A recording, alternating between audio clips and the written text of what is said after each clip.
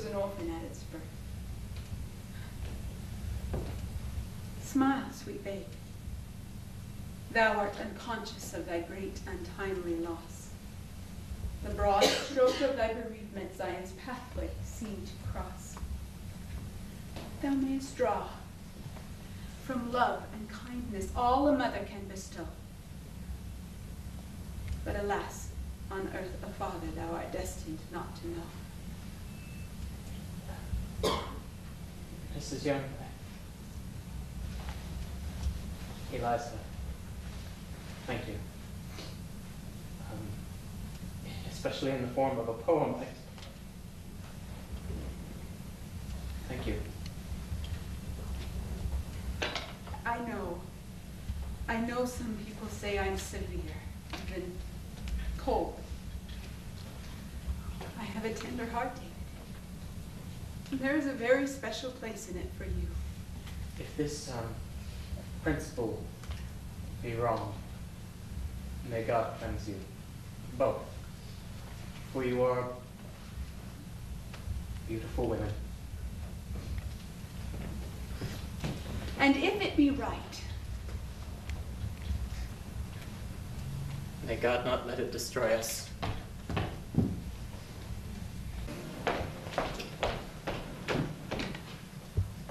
Clara, you're not doing that right. Oh, I am doing it right. Here, no, like this. This will get the lumps out. Here. I know how to make bread, Mother Vitamin. Yes.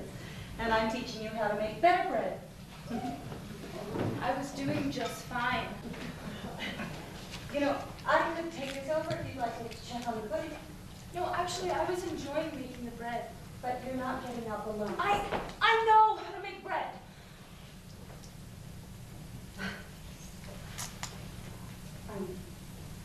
I'm sorry. I'm sorry. I'm sorry. It's a stupid thing to get frustrated about. Bread. No, it's not about the bread. It's been hard. I feel all alone here. I miss him. Believe me, I remember that kind of loneliness. I'm sorry. I didn't. Oh, no. We all have our torments, that's all. Clara, I know I'm harsh with you sometimes, but I hope you know I that. understand. No, you need to hear this. Sometimes we become possessive of our loved ones. We just don't want to lose them, to lose their love. I can understand that. You know, my parents did not approve of my Joseph. That's putting it mildly. They hated losing me to him. His parents, they accepted me with open arms. You had a good relationship with Mother Smith then? She was one of my most valiant supporters. Do you think that you can try? I can certainly try. I know I'm not perfect, but I am trying to deserve David. Oh, Clara, it's less about that than... I'm listening. It seems whenever I let someone I love out of my sight, even for a moment, I lose them. And the tighter I hold on, the harder they push away. David's hard to hold on to, I know. Yes, David. And I feel in my heart to tell you, this is so hard. Oh, don't you fret. No. I think I understand. No, you don't. This is causing you undue stress. No, I do. No, I understand. I want You to. don't need to Clara, say it. please. Please, you don't. Merry Christmas. Merry Christmas.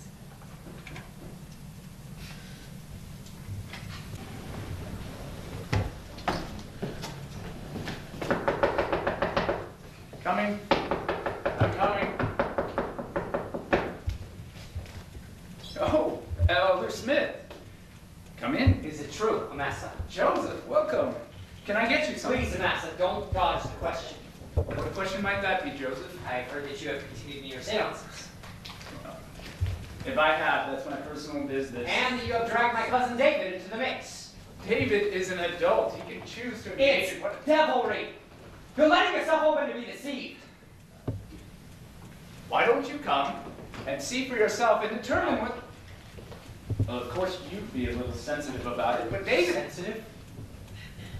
This goes way beyond sensitive, Amasa. Know that David and I have been pitted against each other, but What? Your family? I just don't want to see him get caught up in something that he can't get out of. I don't know what kind of hellish influences you have allowed to prey. I am not a servant of Satan. But perhaps you are his toy. I would appreciate it if you left my home, Elder Smith. It was bad enough to get yourself involved in it, Massa. But to drag in poor David? You may think that seances and such give you a sense of power, Massa. But once you call upon those spirits, who has power over whom? I said leave my home.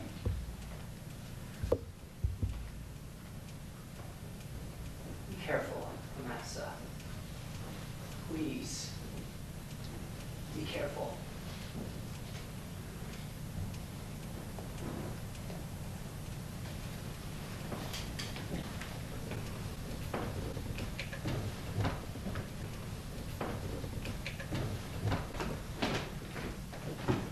Ma'am? Mary Lightner?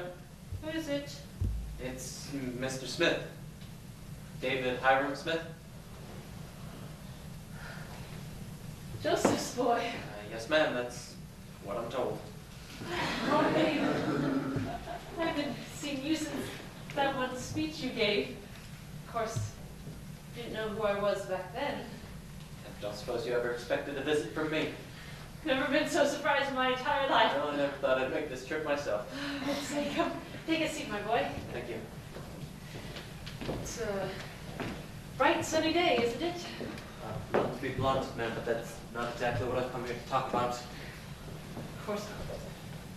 I know exactly why you've come here. I suppose you do. I didn't know who you were all that time ago, but I do now. And to answer your question, yes, I was one of your father's wives. So I've heard. Is that all you come here then? Is that all you have to say? Got plenty I could say, depending upon what you want to hear. I want to hear the truth. Truth. It's a little broad, don't you think? What specific truth? Was my father an adulterer? Never use that word in connection with your father again. With all due respect, ma'am, with how I've been brought up. Brought that's- up? If your father was a polygamist, well then your mother weaned you off of lies. What would you know of my mother? Quite a bit, actually. I had a lot of time to watch her. Your father said she thought highly of you. I doubt she would still think us highly. If you call him an adulterer, then you call me an adulteress. I do not rule that option out.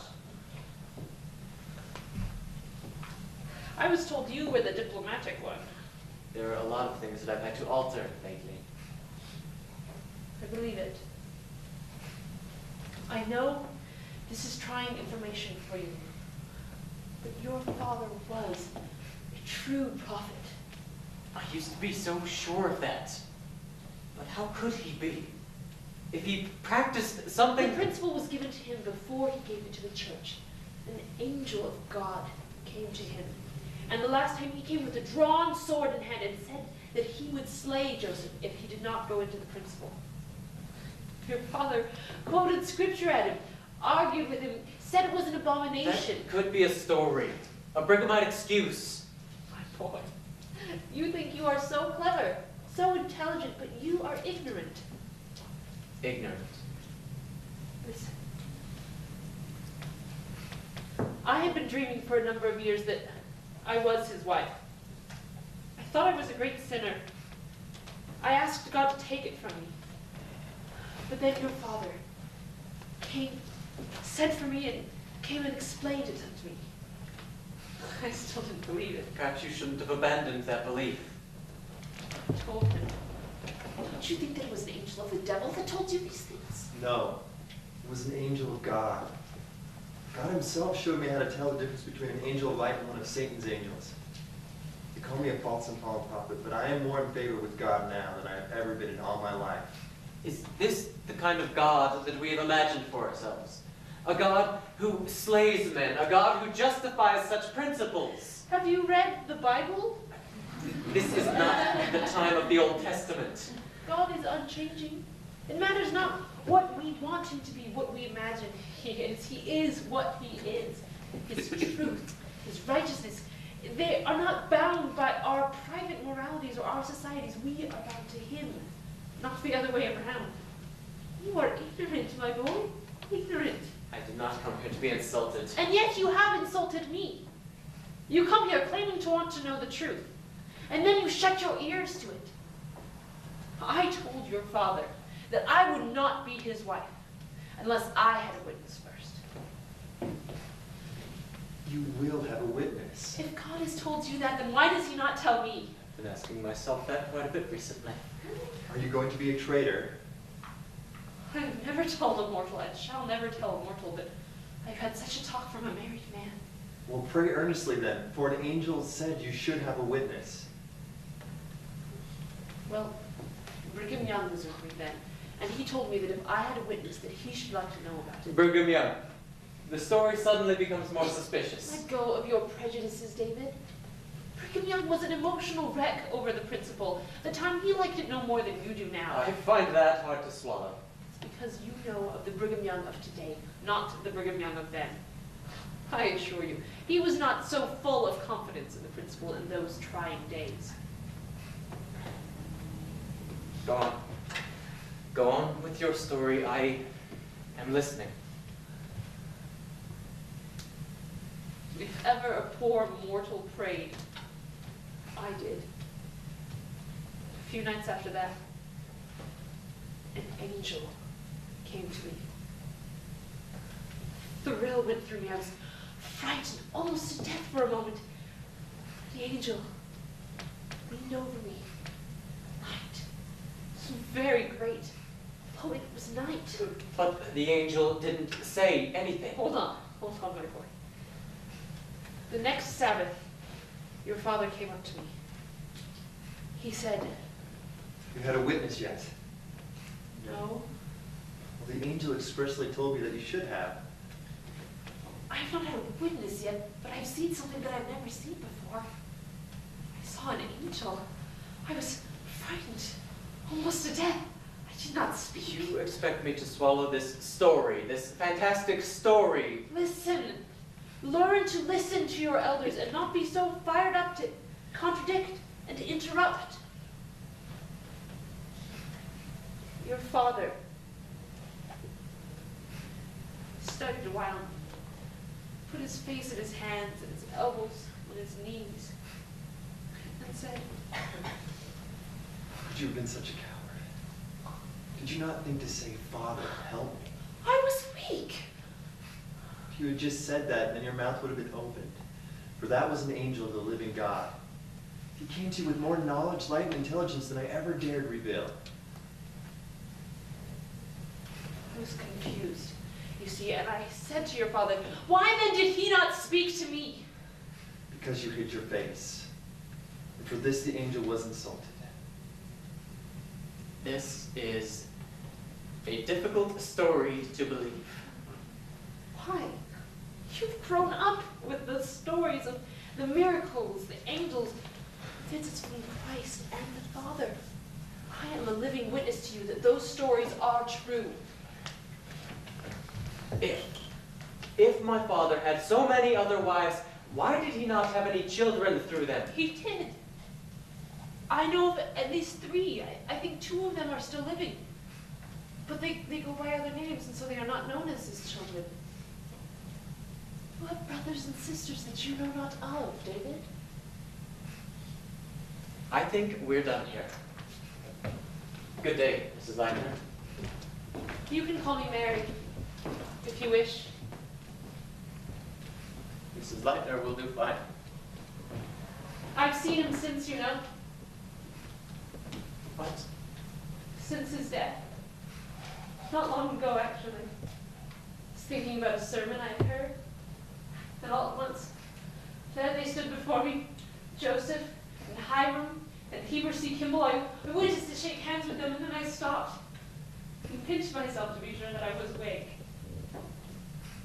And they saw my confusion and understood it and laughed. I had no fear.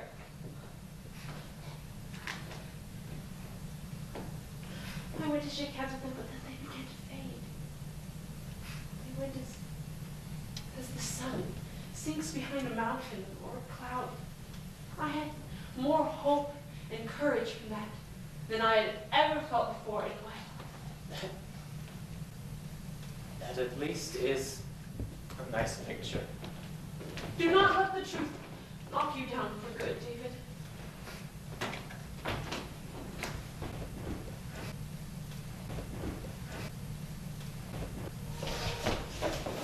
Clara, I can do that. So can I. Oh, I know you mean well, but sweeping isn't terribly difficult. You're right. I'm sorry. Mother Bynum? Here. No, Clara, I was just... While David is away, I've decided to move back in with my family. You know you're welcome here. Am I? Of course, dear. Please reconsider. No. I don't think that I am. That's not fair, but David trusted in you and in Joseph a great deal. a trust we've earned, I think. A man is supposed to leave his father and his mother, and he's supposed to cleave unto his wife. Clara, you ungrateful girl. We have taken you into our care. We've helped you through your financial worries. If it wasn't for this family and for this church, we wouldn't be having financial worries. David would be out there having real work. How would David feel if he heard you saying these things? Mother Bynum, you loved your husband. You loved Joseph. You know I did. And you knew he was a prophet of God. I had many witnesses. I can't deny those. So you loved him? You believed him? Despite his faults? Despite whatever you might have seen as wrong in his behavior? Joseph was a righteous man. Emma, was your husband a polygamist? He was a righteous man. You know, I think you're right, Clara. Perhaps it is time for you to go stay with your family. Yes, ma'am.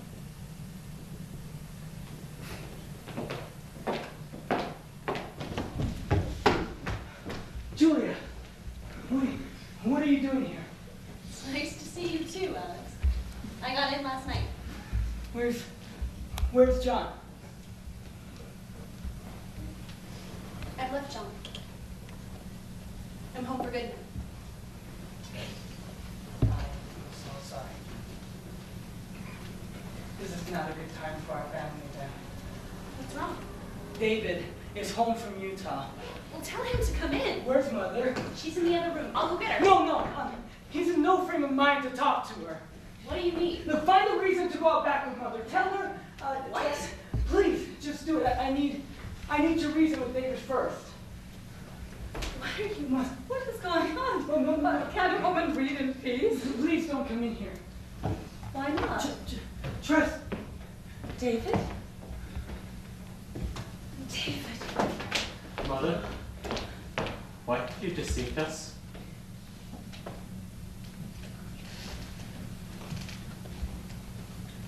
David? What is wrong? I am not as I was. Your son saw eyes, Joseph. Take the boy out of here. Nothing is decided yet, Major. I need to make sure that David is as you all have written. Clara is beside herself with fright. Right? We've been more than patient, Joseph. Please, this is getting out of hand. As I said, I need to see for myself. Well, here's your chance. David! Get away from me! I'm not your dear, I'm not your anything. Joseph, David, it's so nice to see you. you've brought a dark presence with you, Joseph. He sits above your head. David, please, talk sensibly. And you have one too, See what I Julia. mean, Joseph? And Pa Vitamin. His is the largest. David, is there something troubling you? We can talk about Do I anything. dream, or does the same subtle evil surround you that I've had to contend with here? It seems so, at least. David, you're not making much sense. Clara. Clara took care of me when I was low. Her and I must be divorced. It's been saying that all day. David, David, you must see that you are not well. I do feel it. Tonight my inner soul doth mourn over mine infirmities of flesh and spirit. And it appears that the ability to stay in that holy state of peace my heart once knew has left me. My words are astounding to me, and I marvel whence they cometh. And as sure as I live, they proceed not from my heart, nor is it David that speaks thus. He's possessed. No, this is political. He was involved in spiritualism in Utah. Was Get that nonsense out of your Vitam's the head. one who did this. He and his seances. Nothing grieves me more than the thought that one so long beaten by the storm of the world and evil should find so broken a tooth, so sore a broken joint on which to lean. Joseph, you're here. Thank heavens. It is gone, Mother. The unity that existed